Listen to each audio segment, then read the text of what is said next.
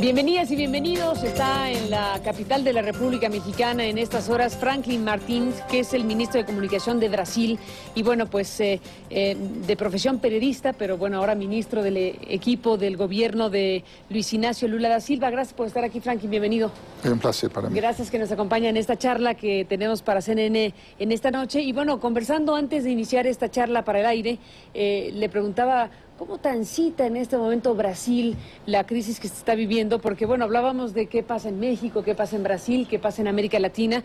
Y para esta charla déjenme iniciar precisamente con eso que hablábamos, con una crisis que es de todos, una crisis que es global, pero cada país y cada región la está viviendo de diferentes maneras. Para ustedes, ¿cómo están poniéndose las cosas? ¿Qué ocurre en este tránsito crítico?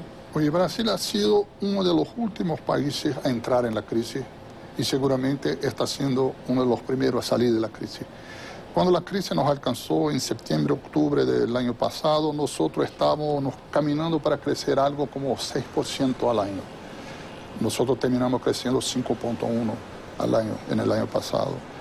Tuvimos un trimestre, el último trimestre del año pasado malo, el primer trimestre de este año malo, con desempleo, tuvimos problemas en el crédito, pero el gobierno ha reaccionado muy bien y la sociedad ha reaccionado muy bien. ¿Qué han hecho en el gobierno para nosotros hemos tomado una serie de medidas anticíclicas. Por ejemplo, hemos sacado impuestos de algunas industrias para que ellas pudieran vender más. Al mismo tiempo, hemos sido un apelo a la población para que no parara de consumir, porque eso podría hacer con que el mercado interno, que era nuestro grande triunfo, pudiera ser golpeado en aquel momento. Nosotros hemos tomado una serie de medidas en el crédito para restablecer el crédito y en eso funcionó mucho el hecho de que nosotros tenemos bancos públicos muy fuertes en Brasil que jugaron un papel decisivo en este momento. Entonces logramos restablecer el crédito, apoyar tres sectores que son decisivos en el efecto multiplicador en la economía, que es la construcción civil, la agricultura y la industria automovilística, generando empleo y haciendo con que estos tres sectores formen como motores de una retomada, digamos, de una resistencia frente a la crisis. Entonces, hoy día ya estamos saliendo bien, ya estamos generando empleo. En este año ya generamos como 400.000 empleos formales nuevos y acreditamos que vamos a llegar al final del año con un número expresivo, menor que los otros años, pero ya en recuperación.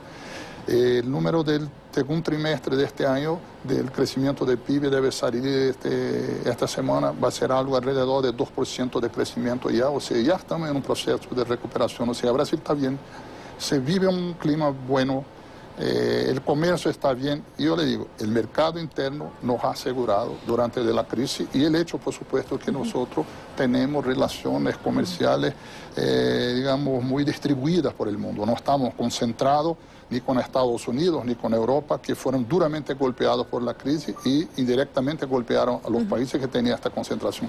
Como nosotros estamos muy bien distribuidos, eso nos ayudó también en este momento. Eso es un punto muy importante, Franklin, sobre todo para países como México, cuando estamos viendo que en nuestro caso esta crisis global les está pegando como a ningún otro país y bueno, está claro que en buena medida tiene que ver con nuestra dependencia tan estrecha con los Estados Unidos. ¿Qué tipo de conformación nos habla de una diversificación? Si pudiera hacer un mapa de la distribución económica y comercial de los últimos años de Brasil, ¿cómo la contaría? Yo puedo decir el siguiente. En el 2003, cuando el presidente Lula llegó al gobierno, por ejemplo, nosotros teníamos 25%, alrededor del 25% de nuestro comercio exterior era con Estados Unidos. Al comienzo de la crisis estaba alrededor de 14%.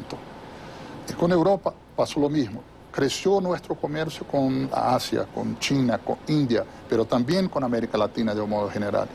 Creció también con África. O sea, nosotros teníamos antes todos los huevos en la misma cesta. Los sacamos de la misma cesta y los pusimos en cestas distintas. Y eso ha sido bueno para Brasil. Ha sido bueno para las relaciones de Brasil con Latinoamérica.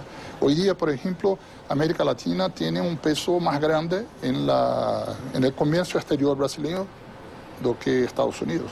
El presidente Lula fue muy criticado por eso en Brasil, muy criticado. ¿Por qué vamos a inventar? Quedémonos con Estados Unidos, con Europa, no inventemos. Bueno, la invención funcionó. En el momento de la crisis, eso fue un triunfo que tuvimos para hacer frente a ella. ¿Con China? Con China. China es nuestro parcero comercial más importante hoy día. Más que Estados Unidos. Más que Estados Unidos. Su principal socio comercial sí. es China.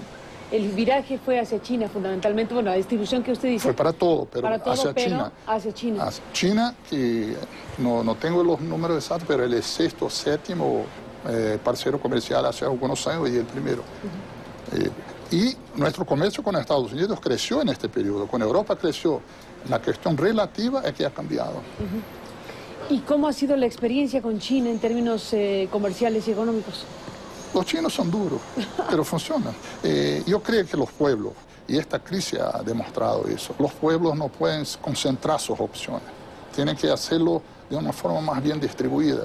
Es importante que Brasil tenga buenas relaciones con China, con India, con los países africanos, con América Latina, que es nuestra región, que es nuestra área, que tenemos que conversar con nuestros vecinos todo el tiempo, pero que tengamos también buenas relaciones con Estados Unidos, buenas relaciones con Europa. El problema es que Brasil tiene que hacer lo que es mejor para él como país. Y lo mejor para él no es atarse a nadie, es conversar con toda la gente, hacer comercio con todos los países, o sea, entender que el mundo es global, es grande y debe ser entendido en todo su tamaño. Eso es lo que corresponde a la diversificación y no poner los huevos, todos los huevos en una misma canasta, que al final de cuentas es parte de las lecciones para México, sin la menor duda en este momento.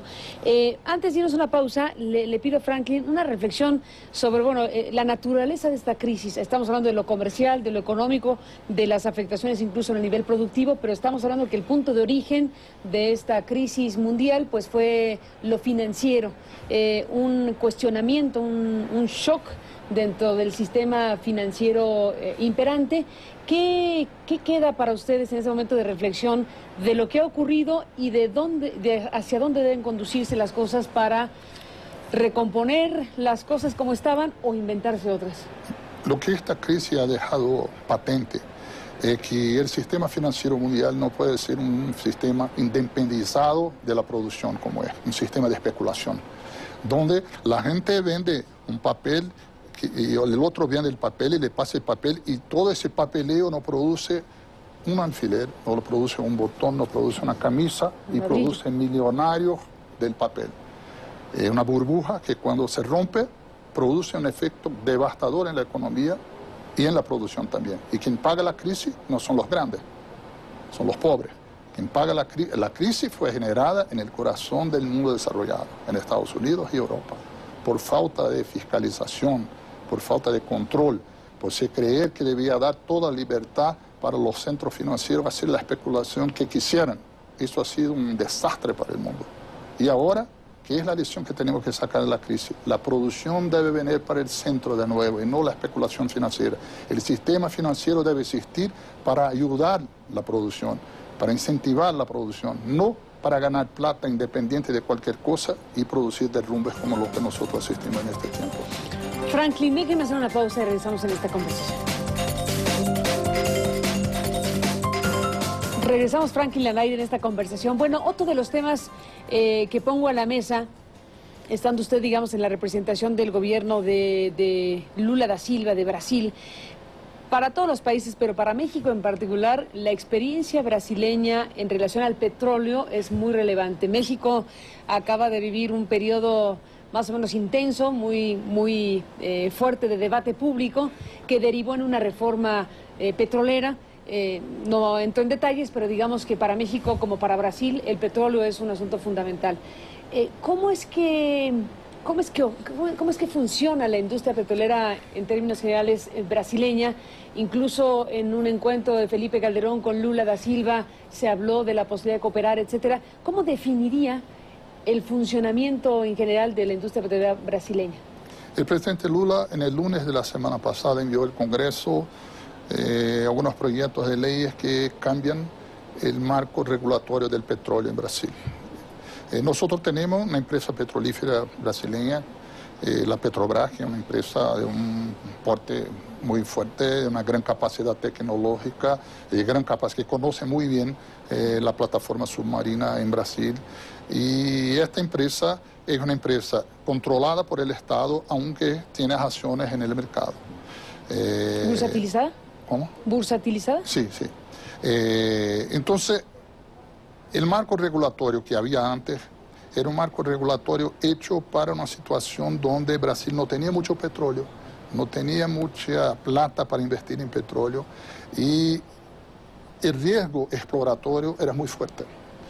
Con las descubiertas de los yacimientos de petróleo del Presal, que son cualquier cosa gigantesco, nosotros no sabemos al cierto cuánto hay, pero seguramente se puede decir que Brasil tendrá en los próximos años, será uno de los países con más grandes reservas petrolíferas del mundo. Son yacimientos